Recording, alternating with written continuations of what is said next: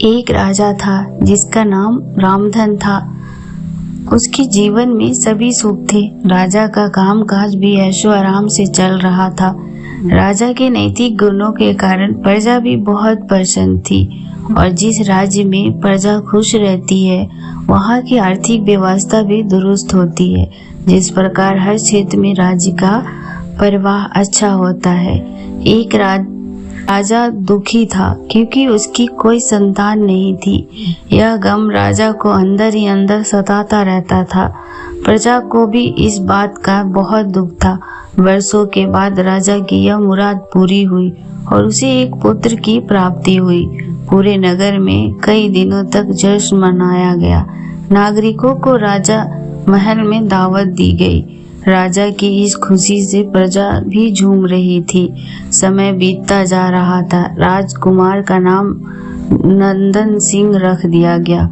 पूजा पाठ एवं इंतजार के बाद राजा को संतान प्राप्त हुई थी, इसीलिए उसे बड़े लाड प्यार से रखा जाता था। लेकिन अति किसी बात की अच्छी नहीं होती। अधिक लाड ने नंदन सिंह को बहुत बिगाड़ दिया था। बचपन में तो नंदन की सभी बातें दिल को लुभाती थी, पर बड़े होते होते यही बातें बदतमीजी लगने लगती थी। नंदन बहुत ज्यादा जिद्दी हो गया था। उसके मन में अहंकार आ गया था। वो चाहता था कि प्रजा सदैव उसकी जय जयकार करे, उसकी प्रशंसा करे। उसकी बात न सुनने पर वो कोहला मचा देता था। दरबारी राजा को सांत्वना देते हैं और कहते हैं कि आप हिम्मत रखें वरना प्रजा निसहाय हो जाएगी। मंत्री ने सुझाव दिया कि राजकुमार को एक उचित मार्गदर्शन एवं सामान्य जीवन के अनुभव की जरूरत है। आप उन्हें राधा गुप्त के आश्रम भेज दीजिए। सुना है वहाँ से जानवर भी इंसान बनकर निकलता है।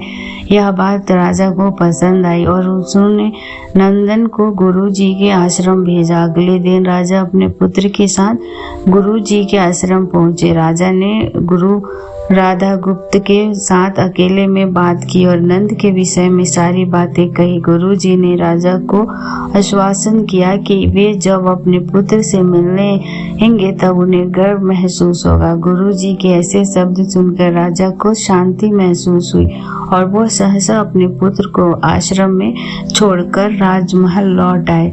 अगले दिन सुबह गुरु के खास चेले द्वारा नंदन को भिक्षा मांग कर खाने को कहा गया, जिसे सुनकर नंदन ने साफ इनकार कर दिया। चेले ने उसे कह दिया कि अगर पेट भरना है तो भिक्षा मांगनी होगी और भिक्षा का समय शाम तक ही, अन्यथा भूखा रहना पड़ेगा। नंदन ने अपनी अकड़ में चेले की बात नहीं मानी और शाम होते होते उसे भूख लगने लगी, लेकिन उसे खाने को नहीं मिला। दूसरे दिन उसने भिक्षा मांगना शुरू किया। शुरुआत में उसके बोल के कारण उसे कोई भिक्षा नहीं देता, लेकिन गुरुकुल में सभी के साथ बैठने पर उसे आधा पेट भोजन मिल जाता था। धीरे धीरे उसे मीठे बोल का महत्व समझ आने लगा और करीब 1 महीने बाद नंदन को पेट भर भोजन मिला, जिसके बाद उसके व्यवहार में बहुत से परिवर्तन आए।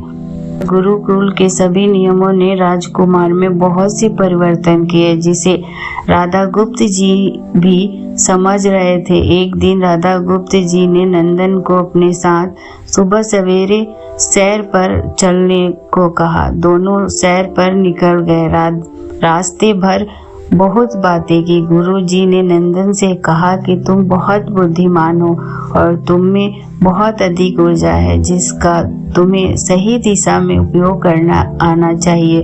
दोनों चलते चलते एक सुंदर बाग में पहुंच गए, जहां बहुत सुंदर सुंदर फूल थे, जिनसे बाग महक रहा था। गुरु जी ने नंदन को बाग से फूल पूजा के लिए गुलाब के फूल तोड़ने को कहा।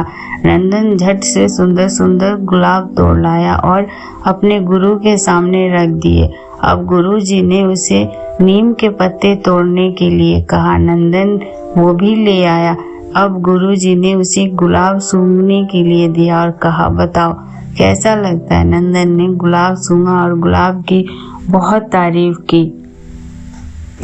फिर गुरुजी ने उसे नीम के पत्ते चखकर उसके बारे में कहने को कहा।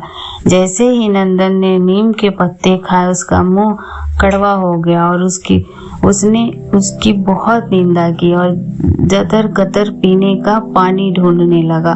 नंदन की यह दशा देख गुरुजी भी मुस्कुरा रहे थे।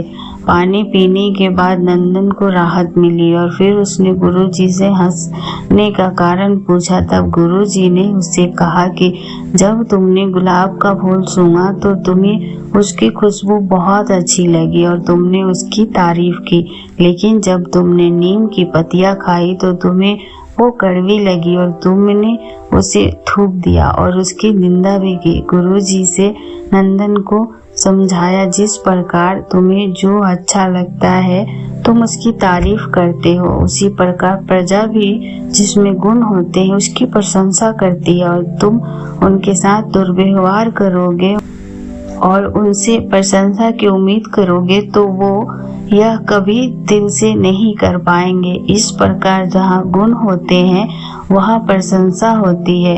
नंदन को सभी बातें विस्तार से समझ आ जाती है और वो अपने महल लौट जाता है। नंदन में बहुत परिवर्तन आता है और वो बाद में एक सफल राजा बनता है। गुरु की सीख ने नंदन का जीवन ही बदल दिया। वो एक क्रूर राजकुमार से एक न्यायप्रिय दयालु राजा बन गया। इस कहानी से हमें यही शिक्षा मिलती है कि हमें गुण होंगे तो लोग हमें हमेशा पसंद करेंगे, लेकिन अगर हम अवगुणी हैं तो हमें प्रशंसा कभी नहीं मिल सकती।